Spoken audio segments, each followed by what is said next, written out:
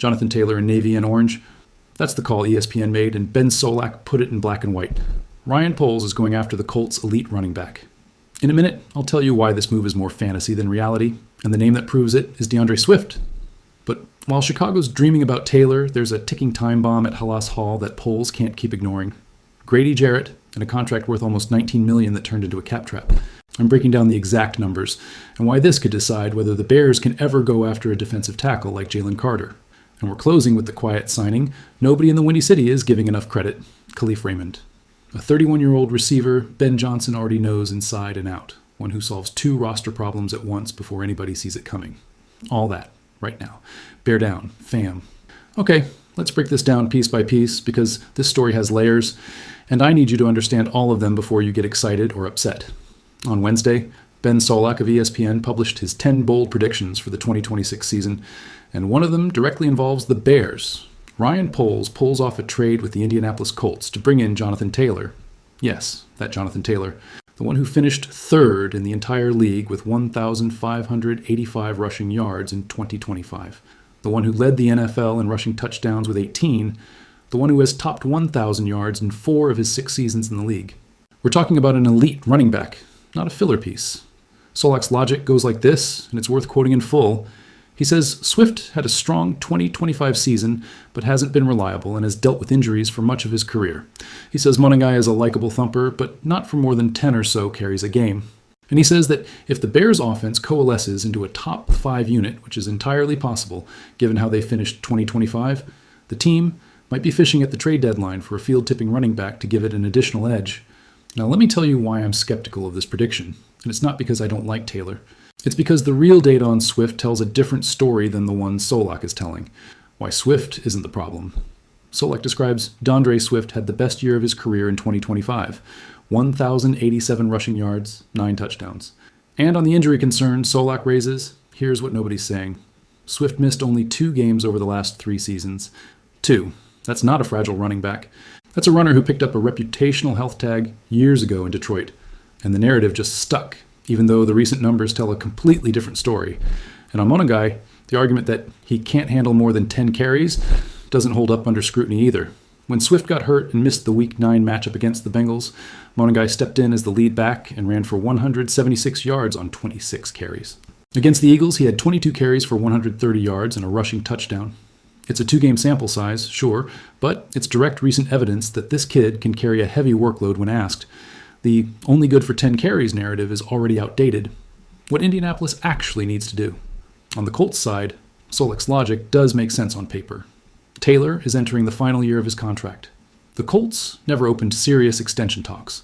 And with Daniel Jones recovering from a torn Achilles and Phillip Rivers coming out of retirement to cover the gap in 2025, the Indianapolis franchise is in a genuinely uncertain moment at the quarterback position. If Jones isn't ready to start the season, or if the team starts slow, it's entirely logical to think the Colts could decide to sell Taylor at the deadline before losing him for nothing in free agency. But here's the problem with connecting that logic directly to the Bears. There's no indication, none, that the Colts are willing to move a player they once placed the franchise tag on. That's an organizational signal that they value their running back above the normal market. And on Chicago's side, Poles has shown over and over that he's a general manager who hunts for value, not one who makes big splashy moves for the sake of noise. The price, what this would actually cost, reports circulating this week point to a specific offer. The Bears would send DeAndre Swift plus a 4th-round pick in 2027 in exchange for Taylor. For the Colts, if they're heading toward a rebuild, that trade makes sense. They shed Taylor's salary and pick up an extra draft asset. But for me, looking at this with a clear head, giving up your lead running back, one coming off his best season, plus a pick, for a player you'd only have as a rental for the rest of one season before he walks in free agency, is a massive risk for an uncertain reward. And this is key. Taylor's in a contract year. If the Bears land him via trade in October, they'd only have him for the rest of that season. Then, in the 2027 offseason, they'd have to compete on the open market to keep him against franchises with more cap space available. It's a short-term bet with a long-term cost, and that's not the kind of bet Ryan Poles typically makes. My take, why this is more 2027 than 2026. Listen up, fam, because this is what I really think is going to happen. Other analysts closely covering this team agree on something. If there's a real version of this trade, It's not in 2026. It's in 2027 when Taylor hits unrestricted free agency and the Bears can pursue him without giving up any draft picks or current roster pieces. Swift is also entering a contract year in 2026. If Chicago decides to let him walk next offseason, Taylor becomes the number one target on the open market without sacrificing a single thing from the current roster. And there's an additional reason, and this is the one that convinces me the most. The Bears have more urgent cap priorities than spending trade capital on a running back. Caleb Williams needs an extension on the horizon. The pass rush still has unanswered questions beyond Montez Sweat. And as we're about to see in the next story, they already have a financial headache named Grady Jarrett eating up cap space they might need elsewhere. And here's my honest thought. If the pass rush stays weak during the season, I wouldn't be surprised if Poles prefers to spend that trade capital on an edge rusher type like Max Crosby rather than on a running back, no matter how talented Taylor is. Running back, let's be honest, is the most replaceable position in a modern offense. And Poles built this offense around the idea that the system makes the runner, not the other way around. When a guy's numbers as an emergency replacement are living proof of that philosophy working. Look, I'm not saying it's impossible. If the Colts start the season losing and decide it's time to aggressively sell off assets, and if the price comes down enough, everything could change within weeks. But as things stand today, given what we know about Poles' philosophy and how well Swift performed last year, I wouldn't bet my money on Jonathan Taylor ending up a Bear in 2026. Okay, bro, that was a lot of trade rumor analysis. But hold on, because what's coming next is exactly the kind of story I love telling, because it's the one almost nobody's breaking down properly. The financial problem Ryan Poles created for himself, with his own two hands, and now has to fix. Grady Jarrett, the contract that turned into a trap. Let's start with the facts. No filter. The Bears gave Grady Jarrett a 3-year, $42.7 million contract last offseason, right after Atlanta released him following 10 seasons with the Falcons. On paper, it looked like solid value. A 2-time Pro Bowl defensive tackle, a proven veteran coming in to reinforce a defensive line that needed more push up the middle. The reality of 2025 was completely different. Jarrett finished with 39 tackles, 14 of them solo, 8 quarterback hits, 3 passes defended, and just 1.5 sacks. Worse yet, he only started 4 games all season, missing time with a knee injury. For a player being paid like a centerpiece of the defensive line, that production is, honestly, one of the worst cost-to-benefit ratios on the entire roster. The numbers that make this a real problem. And here's where it gets interesting from a financial standpoint, because this isn't a simple case of, if he doesn't perform, you cut him. Jarrett's cap hit for 2026 sits around $18.9 million. And if the Bears decide to cut him, the dead cap, meaning the money they'd still owe, even though the player's no longer on the roster, jumps to a range of $21 to $22 million. Cutting him before June 1st would cost an additional $2 million compared to doing it after that date. In neither scenario does cutting him make mathematical sense. It would mean paying him more money for not playing than they're already paying him to play poorly. So what are the real options? Only 2. Restructure the contract, which would free up roughly $6.6 million in immediate cap space, or look for a trade. And on the trade front, the numbers are also telling. A trade before June 1st would free up nearly $11 million in cap space, and one after that date would push that up to nearly $15 million. The dead cap in a trade scenario would also be far more manageable, around $4 million per year over 2 years, compared to the brutal hit of cutting him outright. Why the restructure is the most likely path, and why that worries me long term. My read on this, and the read of most people closely covering the Bears' cap situation, is that Poles is going to opt to restructure Jarrett's contract rather than actively shop him this summer. Why? Because there's a reasonable argument that 2025 was an outlier year. Jarrett was never fully healthy, playing through a knee injury that limited his explosiveness and his ability to stay on the field. There's hope, or maybe just a wish, that a healthy Jarrett in 2026 looks more like the solid interior pass rusher he was in Atlanta than the limited player we saw last year. But here's my direct, no-hedging criticism. Restructuring a contract doesn't solve the problem, it only postpones it. When you restructure, you convert base salary into a signing bonus, which lowers this year's cap hit, but inflates future years' cap hits. It's the exact same move we broke down with Cole Kmet a few weeks back. You're buying cap space today by paying with cap space tomorrow, with interest attached. And if Jarrett has another mediocre year in 2026, the Bears are going to be even more stuck in 2027 with a higher cap hit and less flexibility to get out of the deal. The connection nobody's making, this affects the roster's entire future. And this is what I think really matters, fam. The piece of this puzzle that ties everything together. There's analysis circulating suggesting that if the Bears release both Jarrett and Dio Odeyingbo next offseason, They could generate up to $28.5 million in combined cap space for 2027.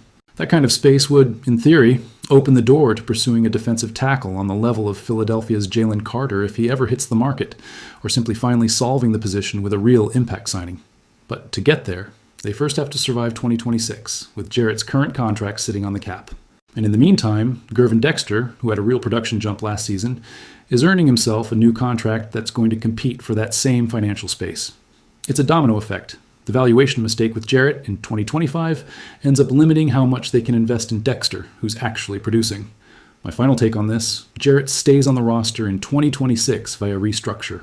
But if he doesn't show real healthy improvement, this contract becomes one of the worst free agency mistakes of the Poles era, and people are already publicly recognizing it as one. The question isn't whether this was a mistake anymore. The question is how much it's going to cost them to fix it. Fam, all right, let's set the spreadsheet aside for a second because this last story is pure good vibes, and it's got me genuinely excited about what Ben Johnson is building in the receiver room. Khalif Raymond, the quiet weapon, Ben Johnson already knows by heart. Let's talk about Khalif Raymond because this signing isn't getting the hype it deserves, and I think that's because on the surface it looks like a small move. A 31-year-old receiver, discarded by the Lions, coming in as a depth piece. But when you dig a little deeper, you realize this is exactly the kind of smart signing that separates well-run teams from the ones just chasing names. The key here is familiarity. Ben Johnson isn't guessing what Raymond can do. He had him for 3 years in Detroit and knows exactly his range of usefulness. And the words Johnson used during minicamp were telling. He said Raymond has this vertical push to his game, that he comes raging off the snap in a way that forces the defensive back-to-back pedal and that carries over into every route he runs. He added something important, too, that it's been great for the team's young route runners to watch, because it's exactly the standard they want across the board. The Detroit numbers that explain why Johnson trusts him so much. Let's run through Raymond's career under Johnson's system, because the numbers tell a clear story. He arrived in Detroit, coming off a career high of 15 targets in Tennessee, and in his first year with the Lions, that number jumped to 71. Over his first 3 years there, he racked up 130 receptions, before his role dropped in Johnson's final season as coordinator, more due to an injury and the arrival of more receiver talent in Detroit than any real loss of production. But the stat that convinces me most about why Johnson brought him in specifically now is this. Over those 3 years with Johnson, Raymond dropped only 2 passes. 2 across 3 full seasons. Compare that to Olamide Zaccheaus, the receiver Raymond is coming in to replace on the roster, who had games last year where he dropped that same number in a single game. And it's no coincidence that the first thing Johnson promised after the 2025 season ended was that receivers were going to work on their hands because there were too many drops. Bringing in Raymond is a direct, calculated answer to that exact problem. How Johnson's going to use him, short routes, returns, and even run plays. Tactically, Raymond's profile is that of a short and intermediate route specialist. In Detroit, he never averaged more than 10 yards of depth of target per reception, but still averaged 12.8 yards per catch, with 5.5 yards after the catch. That tells you his value doesn't come from beating a cornerback on a deep route. It comes from soft hands, precise timing, and explosiveness once the ball's in his hands. He's the type of receiver who benefits enormously from playing behind guys who clear out space the way Jamison Williams and Amon-Ra St. Brown did in Detroit, and the way Rome Odunze and Luther Burden can do in Chicago. And there's an extra layer Johnson already used in Detroit that we'll probably see in Chicago too. 22 carries for 158 yards on ground plays, mostly end-arounds and backward pitches. He's the type of player a creative offensive mind like Johnson uses to generate gadget plays that break defensive rhythm without taking on much risk. The bonus, he can solve the return game problem too. And this is what makes this signing even smarter. The Bears also solved their punt return situation with this same signing. Raymond averaged 11.3 yards per punt return in Detroit, and twice topped 13 yards per return in a season. The Bears had Devin Duvernay last year putting up a healthy 11-yard average, but they hadn't had anyone top 13 yards per return since Jakeem Grant back in 2021. Before that, you'd have to go all the way back to Devin Hester, the greatest returner in franchise history, to find that level of production. Now, let me be honest about the ceiling here. Raymond's about to turn 32, and rookie Xavier Thomas, the speedster they drafted this year, is going to keep gaining ground as he learns the system. It's likely that by mid-season, Thomas starts eating into Raymond's snaps in that third receiver role, but for the start of the season, and especially in the return game, Raymond gives Ben Johnson exactly the type of reliable, sure-handed, versatile player he needs to avoid repeating the drop problems from 2025. Fam, this is the kind of signing that doesn't generate huge headlines, but ends up being the difference between winning and losing close games in November. Keep it in the back of your mind. And that's everything I've got for you today, fam.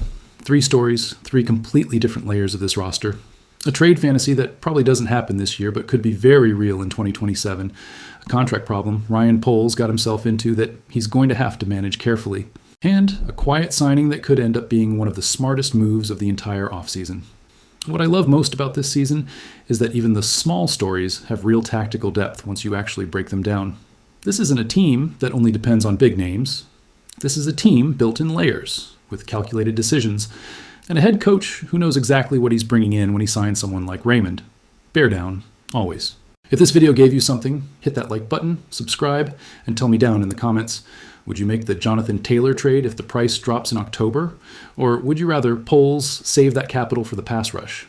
I want to read every single answer. See you in the next one.